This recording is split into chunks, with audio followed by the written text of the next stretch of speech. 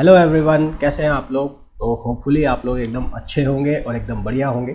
तो थंबनेल आप लोगों ने देख ही लिया है कि CSIR नेट फिज़िकल साइंस का जो आज पेपर हुआ था उसका एनालिसिस हम करने वाले हैं कि क्या कुछ था पेपर के अंदर, कितना टफ था, कितना मॉडरेट था, कि ईजी था। इन सब बातों को हम डिस्कस करने वाले हैं। हालांकि अब जब मैं वीडियो बना रहा हूँ तो मैं बहुत ऑलरेडी लेट हो चुका हूँ और तुम लोगों ने देख भी लिया होगा। फिर भी अपना अपना एनालिसिस है, तो मेरा अपना एनालिसिस है, तो वो हम करने वाले हैं अभी के वीडियो के अंदर। तो अगर आज के पेपर की बात करें, जितनी मेरे को इन्फॉर्मेशन मिली है उसके अकॉर्डिंगली बात करें, तो जो पेपर था ओवरऑल अगर मैं बात करूं, तो ओवरऑल अगर बात की जाए तो जो पेपर था वो इजी टू मॉडरेट था।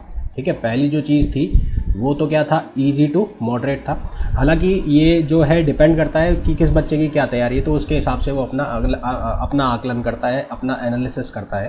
फिर भी बहुत सारे बच्चों से जब बात हुई तो ओवरऑल ये रिव्यू निकल के आया कि जो पेपर था वो ईजी टू मॉडरेट था, है ना।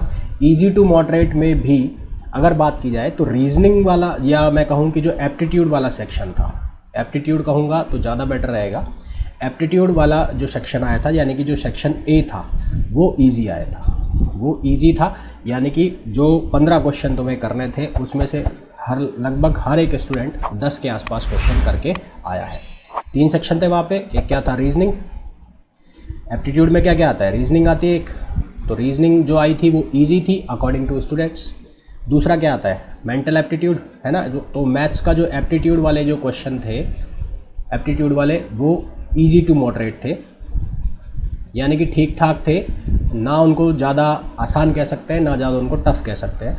और एक और उसमें थे डेटा इंटरप्रिटेशन वाले क्वेश्चन। कौन से, डेटा इंटरप्रिटेशन वाले, यानी कि DI और LI वाले क्वेश्चन, वो कंपैरेटिवली मॉडरेट थे, वो टफ भी नहीं थे, वो मॉडरेट थे। यानी कि अगर कुछ स्टूडेंट्स ने वो क्वेश्चंस छोड़े होंगे तो वो कौन से क्वेश्चंस छोड़े होंगे, DI वाले। तो ये तो बात हो गई किसकी, सेक्शन ए की। तो सेक्शन ए ओवरऑल बात की जाए तो इजी था, लगभग हर एक स्टूडेंट 10 के आसपास क्वेश्चन यहाँ पर करके आया है। ऑन एन एवरेज 10 क्वेश्चन हर किसी ने किए हैं। दूसरी बात क्या पता लगी हमें, दूसरी बात ये पता लगी है कि जो क्वेश्चंस थे वो लगभग कॉन्सेप्चुअल क्वेश्चंस थे, कैलकुलेटर का यूज़ बिल्कुल भी नहीं करना पड़ रहा था। ठीक है, तो क्वेश्चंस जो थे वो कैसे थे, कंसेप्ट बेस्ड क्वेश्चन थे, कंसेप्ट बेस्ड क्वेश्चन थे, यानी कि कैलकुलेटर का यूज़ बहुत कम करना पड़ा। इवन पार्ट सी के अंदर, इवन पार्ट जो सी था उसमें भी ज़्यादातर जो क्वेश्चंस थे वो किसके बेस पे थे, कंसेप्ट के बेस पे थे। ठीक है, कहाँ से क्वेश्चन ज़्यादा आए इसका अभी पता नहीं पड़ पाया है, किस में से कितने क्वेश्चन आए, EMT से कितने क्वेश्चन आए या फिर न्यूक्लियर से कितने क्वेश्चन आए, इसका पता नहीं पड़ पाया है। फिर भी लोगों का कहना है कि न्यूक्लियर फिजिक्स से या पार्टिकल फिजिक्स से क्वेश्चन ना के बराबर थे, देखने को नहीं मिले। ज़्यादा जो क्वेश्चंस आए या जो क्वेश्चंस ज़्यादा पुटअप हुए वो कहाँ से हुए, मॉडर्न फिजिक्स से। मॉडर्न फिजिक्स से जो क्वेश्चन है वो ज़्यादा पुटअप हुए, ऐसा मुझे पता लगा है। ठीक है, मॉडर्न फिजिक्स का मतलब जो आपकी क्वांटम हो गई, जो आपकी एटॉमिक फिजिक्स हो गई, न्यूक्लियर भी उसका पार्ट होता है, पर न्यूक्लियर के क्वेश्चंस क्या थे, ना के बराबर थे, देखने को नहीं मिले। तो ओवरऑल अगर बात करें पार्ट बी की और सी की, तो पार्ट बी को जैसा कि लोग बता रहे हैं कि पार्ट बी कंपैरेटिवली टफ था। किसके कंपैरिजन में, सी के कंपैरिजन में। सी जो था वो इजी टू मॉडरेट था।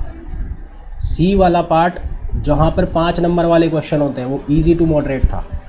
यानी कि इसका मतलब समझ रहे हो, इसका मतलब ये है कि लोगों ने 5 नंबर वाले क्वेश्चन ज़्यादा कर दिए, और जो बी पार्ट था वो कंपैरेटिवली टफ था। किसके कंपैरिजन में, सी के कंपैरिजन में। तो ओवरऑल अगर अब बात की जा रही है तो पेपर का जो लेवल था वो इजी टू मॉडरेट था।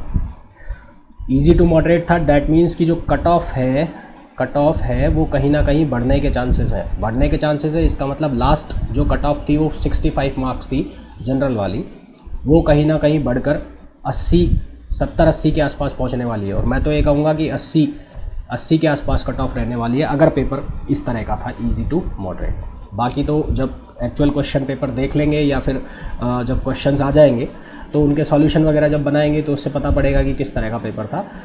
स्टूडेंट्स के रिव्यू के अकॉर्डिंग 80 नंबर तक मेरे हिसाब से कट ऑफ रहना चाहिए।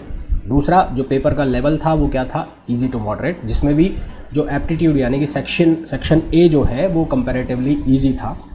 बी और सी के कंपैरिजन में। और बी और सी को भी कंपेयर करें तो सी वाला जो बहुत सेक्शन था जो 5 नंबर वाला है वो सिंपल था, किसके कंपैरिजन में, बी के कंपैरिजन में, जहाँ पे क्वेश्चंस मॉडरेट थे, मॉडरेट टफ भी नहीं कह सकते, हाँ ठीक ठाक क्वेश्चन थे, कैलकुलेटर का यूज़ ज़्यादा हुआ नहीं।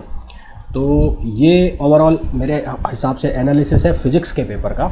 बाकी तो पेपर का जो सॉल्यूशन है, एक बार क्वेश्चंस पता पड़ जाए तो उसका सॉल्यूशन भी मैं जल्दी ही बना के डाल दूंगा। और टॉपिक वाइज मैं बनाऊंगा। टॉपिक वाइज का मतलब क्या, जो किस पोर्शन से यानी कि किस सब्जेक्ट से कितने क्वेश्चन पूछे गए हैं उसके अकॉर्डिंगली मैं पेपर का सॉल्यूशन डाल दूंगा। तो होपफुली ये जो एनालिसिस है ये आप लोगों के लिए यूज़फुल होगा।